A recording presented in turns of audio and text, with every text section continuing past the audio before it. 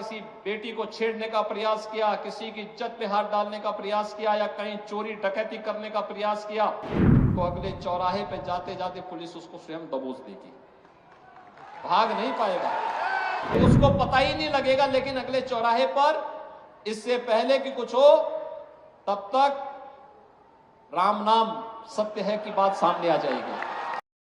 नमस्कार, मैं हूं सुधीर और आप द न्यूज आर्टिकल देख रहे हैं। अमेठी की घटना सुन दिल दहल जाता है। जो भी सुनता है वो कहीं न कहीं उसके रोंगटे खड़े हो जाते हैं, क्योंकि एक ही परिवार के 4 सदस्यों को खत्म कर दिया गया है और पूरा परिवार खत्म कर दिया गया है, जिसमें सुनील कुमार और उनकी पत्नी पूनम भारती और उनके 2 मासूम बच्चों की हत्या कर दी गई है। और ऐसे में जो है सरकार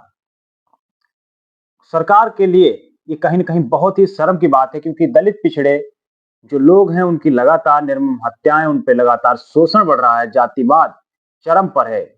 और कुछ दलित जो विरोधी लोग होते हैं वो कहीं न कहीं जो है उसको प्रेम प्रसंग के मामले से जोड़ने का काम करते हैं, और जो भी मामला दलित पिछड़े का आता है उसको कहीं न कहीं प्रेम प्रसंग से जोड़कर उनका चरित्र हरण किया जाता है। और जिस तरीके से जो वारदात दी गई, जो घटना हुई, कहीं न कहीं योगी आदित्यनाथ के बयानों से ये बहुत बड़ा जो है जुमला नजर आता है। जैसे और अगर किसी ने बदमाशी करने का प्रयास किया, किसी बेटी को छेड़ने का प्रयास किया, किसी की इज्जत पे हाथ डालने का प्रयास किया या कहीं चोरी डकैती करने का प्रयास किया, तो अगले चौराहे पे जाते जाते पुलिस उसको स्वयं दबोच देगी, भाग नहीं पाएगा। योगी आदित्यनाथ अपने भाषणों में लगातार ये कहते हैं कि बेटियां सुरक्षित हैं, और जो गुंडे हैं वो कहीं न कहीं अब या तो छुप गए या छोड़ के चले गए या फिर वो खत्म कर दिए गए हैं। तो इसमें सवाल है, क्या ये लगातार जो घटनाएं हो रही हैं, क्या गुंडे आपके संरक्षण में पनप रहे हैं?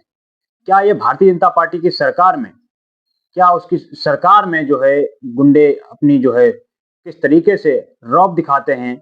क्या सरकार को ये समझ में नहीं आता? क्या सरकार का इनको संरक्षण मिलता है?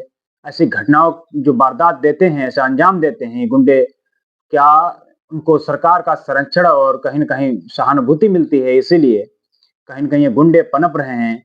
ऐसा जो योगी आदित्यनाथ अपने भाषणों में कहते हैं कि मैंने गुंडों को खत्म कर दिया और जो बचे थे वो छोड़कर चले गए, तो क्या ऐसे में उनको शर्म नहीं आती है? क्या उनका जो भाषण वो झूठ नजर नहीं आता है? इस देश में जिस तरीके से लगातार एससी, एसटी, ओबीसी और अल्पसंख्यकों के ऊपर जो लगातार हमले बढ़ रहे हैं, वो कहीं न कहीं सरकारों को एक शर्मनाक दृष्टि से लोग देख रहे हैं। और इस पर तमाम प्रकार के लोग जो है तंज भी कसे जा रहे हैं, क्योंकि सरकार किस तरीके से लॉ एंड ऑर्डर में नाकाम है। दलित पिछड़ों की हत्या लगातार बढ़ती जा रही है। तो ऐसे में सवाल तो बनता है कि या योगी आदित्यनाथ जो अपने भाषणों में कहते हैं, क्या वो हकीकत में सही है या फिर कहीं न कहीं वो झूठ फैलाने की कोशिश करते हैं, लोगों को गुमराह करते हैं चुनाव के लिए? हकीकत तो कुछ और है, क्योंकि लगातार दलितों पर अत्याचार बढ़ते जा रहे हैं। और वहीं ये भी होता है कि जब दलित पिछड़ा कोई मारा जाता है तो उसके खिलाफ एफआईआर भी जल्दी नहीं होती है।